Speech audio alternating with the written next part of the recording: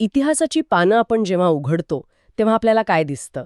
सहसा राजांची नावं, त्यांच्या लढाया, तारखा. बरोबर. पण इतिहासाला केवळ नावं नसतात ना, त्याला एक श्वास असतो. तो श्वास त्या हजारो लोकांचा असतो ज्यांची नावं कधीच घेतली जात नाहीत. पण ज्यांच्यामुळे तो इतिहास घडतो. हो, आणि मला वाटतं छत्रपती शिवाजी महाराजांच्या बाबतीतही हेच खरं आहे. अगदी. आणि आज आपण त्याच श्वासाबद्दल बोलणार आहोत. म्हणजे आजचा आपला विषय फक्त एक राजा नाही, तर त्या राजाच्या विचाराला जिवंत ठेवणारी एक प्रचंड शक्ती आहे. म्हणजे मावळे. हो, आज आपण बोलणार आहोत मावळ्यांबद्दल. आपल्याकडे एक खूपच प्रभावी स्क्रिप्ट आहे, जिचं शीर्षकच सगळं काही सांगून जातं. मावळे, तलवारी नव्हे शिवरायांचा श्वास. अरे वा, शीर्षकच खूप पोटेंट आहे. तर मग या चर्चेतून आपला उद्देश हाच आहे की मावळे या शब्दाच्या आत जे चैतन्य दडलंय ते समजून घेणं. बरोबर. ते फक्त सैनिक होते का, की एक विचार होता? आणि सगळ्यात महत्वाचं म्हणजे महाराजांनी ही माणसं घडवली कशी? म्हणजे ज्यांची निष्ठा कोणत्याही पगाराच्या किंवा जहागिरीच्या पलीकडची होती. अगदी. चला तर मग याच मुद्द्यापासून सुरुवात करूया. हे मावळे म्हणजे नक्की कोण? कुठून आली होती ही माणसं? हो, कारण आपण जेव्हा मावळे म्हणतो तेव्हा एक चित्र उभं राहतं डोळ्यासमोर. पण त्यांची खरी ओळख काय होती? याचं उत्तर ना त्यांच्या नावातच आहे. ते आले होते मावळ प्रांतातून. सह्याद्रीच्या दऱ्याखोऱ्यात त्या रांगड्या मातीत जन्मलेली आणि वाढलेली ही माणसं होती. अच्छा. आपल्या स्रोतामधली भाषा इतकी सुंदर आहे की ती त्यांचं चित्रच उभं करते. पोटात भूक आणि छातीत आग घेऊन जगणारी ही माणसं. म्हणजे हे स्पष्ट आहे की ते कोणी मोठे वतनदार, जहागीरदार किंवा राजघराण्यातले नव्हते. नाही, अजिबात नाही. ते अगदी सामान्य होते. अगदी. स्क्रिप्टमध्ये एका ठिकाणी स्पष्ट म्हटलंय की त्यांच्याकडे सोनं नव्हतं, त्यांच्याकडे संपत्ती नव्हती, मोठी पदं नव्हती, पण त्यांच्याकडे एक गोष्ट होती जी सगळ्यात महत्वाची होती. जी सोन्यापेक्षाही जास्त मौल्यवान होती. तो होता शब्द. आणि तो एकच शब्द त्यांच्यासाठी सर्वस्व होता, शिवराय. हे खूपच विलक्षण आहे. म्हणजे ज्यांच्याकडे खरं तर गमावण्यासाठी काहीच नव्हतं, तीच माणसं स्वराज्यासाठी जीव द्यायला उभी राहिली. पण मग तोच प्रश्न पुन्हा येतो. यांना एकत्र आणणारी, यांना प्रेरित करणारी शक्ती कोणती होती? म्हणजे केवळ भावनिक आवाहन पुरं होतं का? नाही, अजिबात नाही. कारण केवळ भावनिक आवाहनावर एवढं मोठं सैन्य इतक्या निष्ठेने उभं राहत नाही. इथेच महाराजांच्या नेतृत्वाची खरी कसोटी लागते. अच्छा. आपल्या स्रोतानुसार त्या काळात राजे सैन्य विकत घ्यायचे किंवा गोळा करायचे. पण महाराजांनी एक पूर्णपणे वेगळा मार्ग निवडला. आणि तो मार्ग कोणता होता? तो मार्ग खरेदी करण्याचा नव्हता, तो जिंकण्याचा होता. आणि यातच सगळं सार दडलेलं आहे. माणसं जिंकण्याचा. हो. आपल्या स्क्रिप्टमधली ती एक ओळ अक्षरशः मंत्रासारखी आहे. शिवाजी महाराजांनी माणसं विकत घेतली नाहीत, ते माणसं जिंकली. वा. विकत घेतलेली निष्ठा किंमत मोजली की संपते, पण जिंकलेली निष्ठा शेवटच्या श्वासापर्यंत सोबत राहते. पण माणसं जिंकणं म्हणजे नेमकं काय? म्हणजे त्यांनी असं काय केलं की ही माणसं त्यांच्यावर इतका प्रचंड विश्वास ठेवू लागली? त्यांनी राजा आणि प्रजा यांच्यातलं अंतरच मिटवून टाकलं. स्क्रिप्टमध्ये म्हटल्याप्रमाणे ते त्यांच्याशी राजासारखे वागलेच नाहीत. मग कसे वागले? ते आपलाच माणूस म्हणून वागले. त्यांनी मावळ्यांच्या खांद्याला खांदा लावला, त्यांच्या सुखदुःखात सामील झाले. विचार करा, जेव्हा राजा स्वतःच्या माणसांसोबत जमिनीवर बसून भाकर खातो, हो, तेव्हा ती माणसं केवळ सैनिक राहत नाहीत, ती कुटुंबाचा एक भाग बनतात. हृदयाने प्रेरित करणं ही सोपी गोष्ट नाहीये. तुमचा मुद्दा अगदी बरोबर आहे. आणि इथेच महाराजांची दूरदृष्टी दिसून येते. त्यांनी फक्त शस्त्र चालवायला शिकवलं नाही, त्यांनी आधी माणूस म्हणून कसं जगायचं हे शिकवलं. अच्छा. आपल्या स्रोतामध्ये 3 प्रमुख तत्वांचा उल्लेख आहे, जी युद्धाच्या प्रशिक्षणाआधी मावळ्यांच्या मनात कोरली गेली. पहिलं आणि सर्वात महत्त्वाचं, स्त्रीचा सन्मान करायचा. हे तर त्या काळाच्या तुलनेत प्रचंड क्रांतिकारक होतं, नाही का? हो. म्हणजे ज्या काळात युद्ध जिंकल्यावर शत्रूच्या स्त्रिया आणि संपत्तीवर हक्क गाजवला जायचा, तिथे हे तत्व शिकवणं. आणि हेच महाराजांना इतरांपेक्षा वेगळं ठरवतं. दुसरं तत्व होतं, रय्यतेला म्हणजे सामान्य जनतेला कधीही त्रास द्यायचा नाही. हो, ज्यांच्यासाठी स्वराज्य आहे त्यांनाच त्रास देऊन कसं चालेल? अगदी. ज्यांच्यासाठी हे स्वराज्य उभं करायचं आहे त्यांनाच जर त्रास झाला तर त्या स्वराज्याला काहीच अर्थ उरणार नाही, ही त्यांची स्पष्ट भूमिका होती. आणि तिसरं तत्व. तिसरं काय होतं? अन्याय दिसला तर गप्प बसायचं नाही, प्रतिकार करायचा. म्हणजे त्यांनी फक्त एक सैन्य नाही तर एक चारित्र्य संपन्न समाज घडवण्याचा प्रयत्न केला. बरोबर.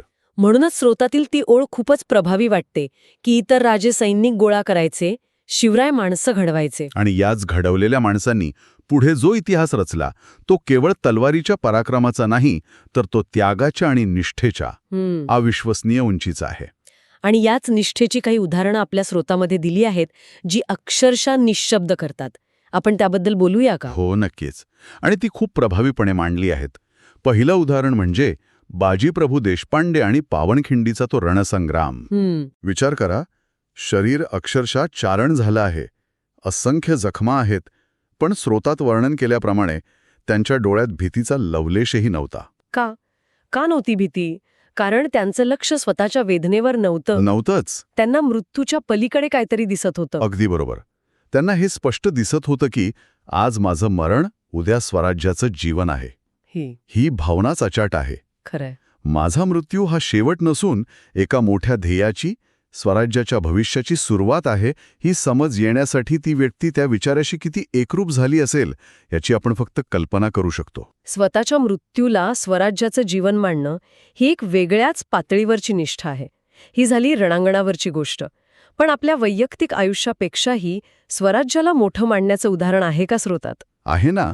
आणि तेच तर तानाजी मालुसरेंच्या उदाहरणाला अधिक प्रभावी बनवतं. तिथे लढाई फक्त शत्रूशी नव्हती, ती लढाई स्वतःच्या वैयक्तिक कर्तव्याशी आणि आनंदाशी होती. विचार करा, घरात पोटच्या मुलाचं लग्न आहे. आयुष्यातला सर्वात मोठा आनंदाचा क्षण. हो, आणि त्याचवेळी स्वराज्याची हाक येते. अशा वेळी एक सामान्य माणूस काय विचार करेल? आधी लग्न उरकून घेतो, मग जातो. पण तानाजींनी काय केलं?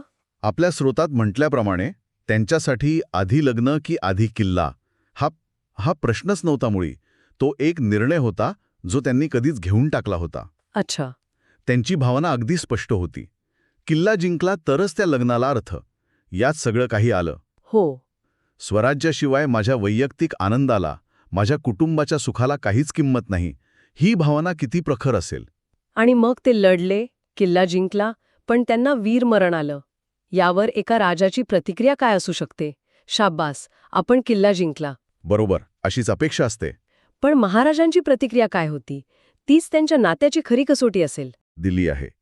आणि ती प्रतिक्रिया एका राजाची नव्हतीच, ती एका मोठ्या भावाची होती, ज्याने आपला धाकटा भाऊ गमावला होता. काय म्हणाले महाराज? महाराजांचे शब्द होते, गड आला पण सिंह गेला. या शब्दांमध्ये विजयाचा आनंद नाहीये. नाही. यात एक कधीही न भरून येणारी हानी झाल्याचं दुःख आहे. या एका वाक्यातून महाराज आणि त्यांच्या मावळ्यांचं नातं किती घट्ट आणि व्यक्तिगत होतं हे सिद्ध होतं. खरे, हे नातं राजा आणि सैनिक यांच्यातलं नव्हतं. हे तर एका कुटुंबाचं नातं होतं. अगदी. मग या सगळ्या उदाहरणांवरून मावळ्यांसाठी स्वराज्य या शब्दाचा नेमका अर्थ काय होता? ते फक्त एका राज्यासाठी म्हणजे भूभागासाठी लढत होते का? नाही, अजिबात नाही. या स्क्रिप्टनुसार स्वराज्य म्हणजे फक्त एक नकाशावरचा प्रदेश नव्हता. मग काय होतं? स्वराज्याचे किल्ले हे केवळ दगड-विटांच्या भिंती नव्हत्या. ते मावळ्यांच्या विश्वासाचे, त्यांच्या घामाचे आणि रक्ताचे प्रतीक होते. प्रत्येक किल्ला हा त्यांच्यासाठी एक मंदिर होता, जो त्यांनी स्वतःच्या त्यागाने, स्वतःच्या हातांनी बांधला होता. आणि त्यांची लढण्याची प्रेरणा काय होती? जर पगार किंवा जहागिरी हे कारण नव्हतं, तर मग ते कशासाठी लढत होते?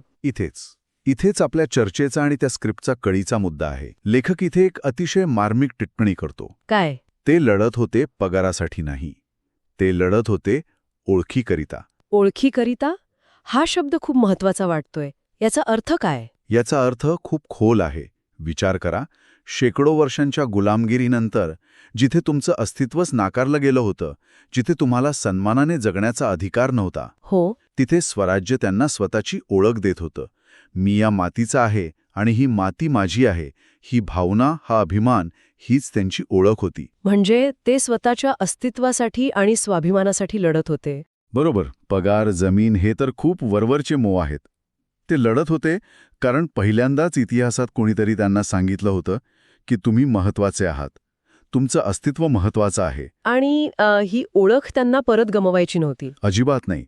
याच ओळखीसाठी ते मरायला आणि मारायला तयार होते. म्हणजे शिवराय जर एक विचार होते, तर मावळे त्या विचाराला मिळालेलं शरीर होते. हो. शिवराय जर एक स्वप्न होते, तर मावळे ते स्वप्न सत्यात उतरवणारे हजारो हात होते. अगदी एकाशिवाय दुसऱ्याचं अस्तित्वच शक्य नव्हतं. अगदी अचूक.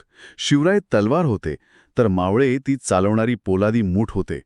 हे नातं अतूट होतं. आजच्या या चर्चेतून एक गोष्ट अगदी सूर्यप्रकाशासारखी स्पष्ट होते की मावळ्यांचा इतिहास हा केवळ शौर्याच्या कथांचा नाही. नाही. तो निष्ठेचा आहे, तत्वांचा आहे आणि सर्वात महत्वाचं म्हणजे निस्वार्थ त्यागाचा आहे. ते स्वराज्याचे केवळ सैनिक नव्हते. ते स्वराज्याचा आत्मा होते. बरोबर. आणि म्हणूनच जेव्हा आपण छत्रपती शिवाजी महाराजांच्या प्रतिमेकडे पाहतो तेव्हा त्यांच्या चेहऱ्यासोबतच त्यांच्या मागे उभे असलेले ते हजारो चेहरे विसरून चालणार नाही. हो. तेच ते मावळे आहेत ज्यांच्या त्यागाच्या पायावर स्वराज्याची ही अभेद्य इमारत उभी राहिली. खरं.